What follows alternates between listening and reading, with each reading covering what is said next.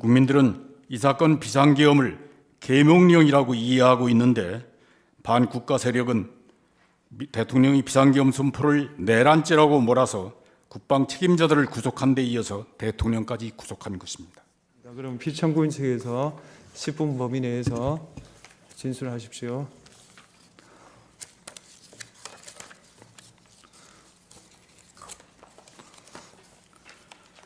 네, 피청구인 대리인 조대현 변호사입니다.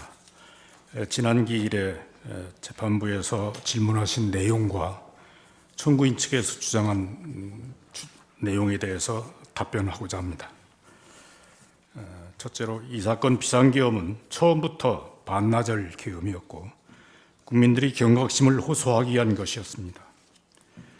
피청구인 대통령은 국회 절대다수 의석을 장악한 민주당의 국회 권력 남용과 국회의원 선거의 부정 의혹으로 인하여 국민주권의 헌법 질서가 무너질 위기에 처했는데 이를 해결할 통상적인 수단이 없다고 판단하여 비상계엄을 선포하였습니다. 피청구인 대통령은 법률 전문가이고 평생 검사로 일해왔습니다. 야당인 민주당이 국회의석의 절대 과반수 의석을 장악하고 있기 때문에 피청구인이 비상계엄을 선포하여도 민주당이 곧바로 계엄 해제 안건을 상정해서 통과시킬 것이고 이에 따라 계엄을 해제해야 할 것이라는 점을 피청구인은 잘 알고 있었습니다. 그렇다고 헌정 질서를 수호할 책임이 있는 대통령이 수수방관할 수는 없었습니다. 그래서 국회에게 위헌적인 활동을 중지하라고 경고하고 국민들에게 국가 비상사태의 실태를 알려서 경각심을 가지게 하려고 비상계엄을 선포하는 것입니다. 아울러 2023년 10월경 국정원의 보안점검 시 미흡했던 중앙선거관리위원회 전산 시스템에 대하여 조사해서 부정선거 의혹을 해결하려 했던 것입니다. 둘째로 국회에 대한 계엄 조치에 대해서 설명하겠습니다. 국회가 입법권과 탄핵소추권과 예산심의권을 남용해서 행정부의 기능을 마비시키고 있었지만 이를 해소할 수단이 없었습니다. 국회 해산권도 없고 비상계엄을 선포하여도 국회의 권력남용을 시정할 수단이 없었습니다. 그렇지만 국회의 위헌적인 권력남용이 비상계엄을 선포한 원인이라는 사실을 알려서 국민들에게 경각심을 불어넣을 필요가 있다고 판단했습니다.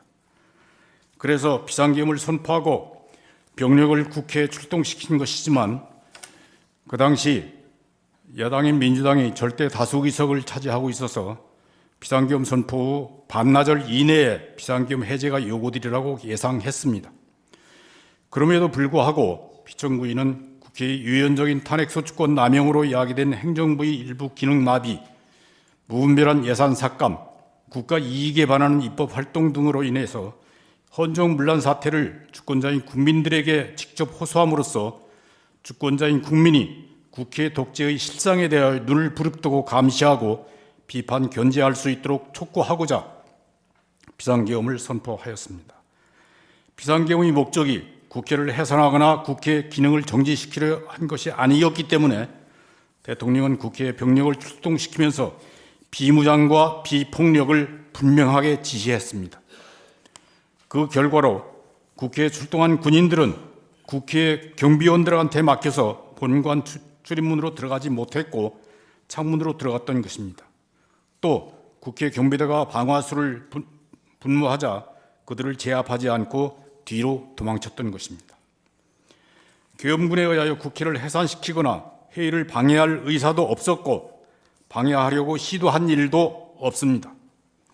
국회의원들이 국회와 회의장에 들어가는 것을 막지 않았고 그래서 국회가 비상계엄 선포 2시간 만에 비상계엄 해제 요구를 의결할 수 있었던 것입니다. 포고령에 국회 활동을 금지한다고 기재된 것은 실행할 의사도 없이 경고용으로 기재된 것에 불과합니다. 포고령에 기재된 내용을 실행할 의사도 전혀 계획도 없었기 때문에 법률 비서관에게 검토시키지도 않았습니다. 다만 야간 통행금지 부분은 국민들에게 불편을 줄 수 있으니 빼라고 했을 뿐입니다. 대통령이 비상계엄으로 국회 활동을 금지하고 비상입법기구를 만들려 했다는 주장은 터무니없는 거짓 선동입니다. 또 대통령은 국회의원 등 누구를 체포하라고 명령하지 않았고 계엄군이 누구를 체포하려고 시도하거나 체포한 일도 없습니다. 반나절 계엄이 명백히 예상하면서 무슨 일을 도모한단 말입니까? 국민들은 이 사건 비상계엄을 계명령이라고 이해하고 있는데 반국가 세력은 대통령이 비상계엄 선포를 내란죄라고 몰아서 국방 책임자들을 구속한 데 이어서 대통령까지 구속한 것입니다. 셋째로 선거 부정 의혹을 조사해서 해소할 필요성이 현저합니다. 2020년 4월 15일 제21대 국회의원 선거에서 민주당이 국회 과반수 의석을 차지했습니다. 그러나 선거 당일 투표에서 이기고 사전 투표에서 패배한 후보자들이 선거 부정을 주장해서 120여 건의 선거 무효 소송을 제기했습니다. 그리고 그 재검표 과정에서 비정상적인 투표용지가 무수히 발견됐습니다. 그런데도 대법원은 선거 부정을 인정할 수 없다고 판결하였고 중앙선거관리위원회는 독립된 헌법기관이라고 내세워서 선거 부정 의혹을 조사하지 못하게 했습니다. 그런데 국가정보원이 선거관리 시스템 5%만 점검했는데 그 보안성이 지극히 취약해서 아무나 해킹하여 선거 결과를 조작할 수 있다고 보고하였습니다.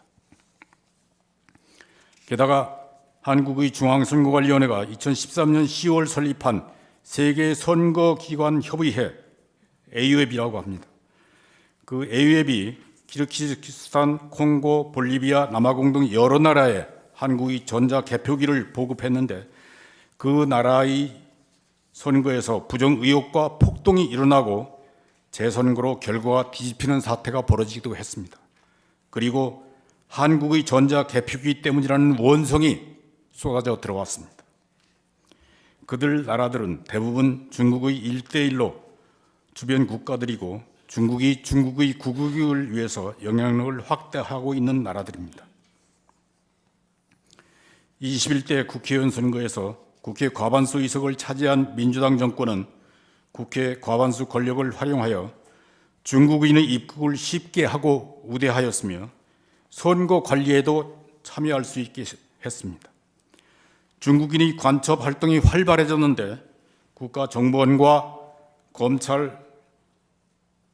국가정보원이 간첩 수사 그리고 검찰이 수사권을 박탈해서 간첩 수사와 처벌을 어렵게 만들었습니다. 그리고 2024년 4월 20일 제22대 국회의원 선거에서도 민주당이 과반수 의석을 차지하였고 그들의 독재 현상은 더욱 심해졌습니다. 대통령이 재의 요구하여 부결된 법률안을 다시 의결하였고 탄핵 사유도 없이 탄핵 소추권을 남발하여 국가기관의 직무를 정지시켰습니다. 대통령과 검찰과 감사원의 활동 예산을 삭감해서 국가 기능을 정지시켰습니다. 국방 예산을 삭감하여 북한의 미사일 도발에 대비하지 못하게 했습니다. 국회 과반수 세력의 유연적인 활동은 여당과 협의하지 않고 국민들의 뜻을 무시하는 일당 독재였습니다. 그들은 국민들의 눈치를 보지 않더라도 다음 선거에서 당선될 수 있다는 자세로 유화 독존하였습니다. 그래서 선거 부정의 기능 가능성을 없애는 것이 국민주권의 헌정 질서를 확립하는 첩경이라고 생각했습니다. 부정선거 의혹은 대통령 피청구인이 비상계엄을 선포하게 된 주요 원인이고 이를 해소하고 투명하고 공정한 선거 시스템을 확보하는 것이 국민주권의 헌정 질서를 확립하는 길이기 때문에 이 사건 심판 절차에서 부정선거 의혹에 대한 주장 입증은 확실하게 보장되어야 합니다. 넷째로 피청구인의 방어권은 보장되어야 합니다. 헌법재판소법 제52조는 탄핵 심판 절차에서 피청구인의 출석과 방어권을 보장하라고 요구하고 있습니다. 대통령 탄핵은 중대한 사건이므로 그 탄핵 심판 절차에서는 피청구인의 방어권이 더욱 철저히 보장되어야 합니다. 청구인 측은 특정 증인을 신문할 때 피청구인이 보이지 않게 해달라고 요청하지만 그것은 피청구인이 방어권을 무시하는 것이고 피청구인이 없는 자세에서 위증을 하게 해달라는 것처럼 들리기도 합니다.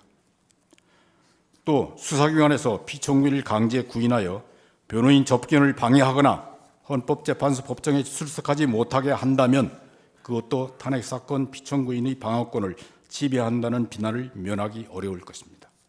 이상입니다. 감사합니다.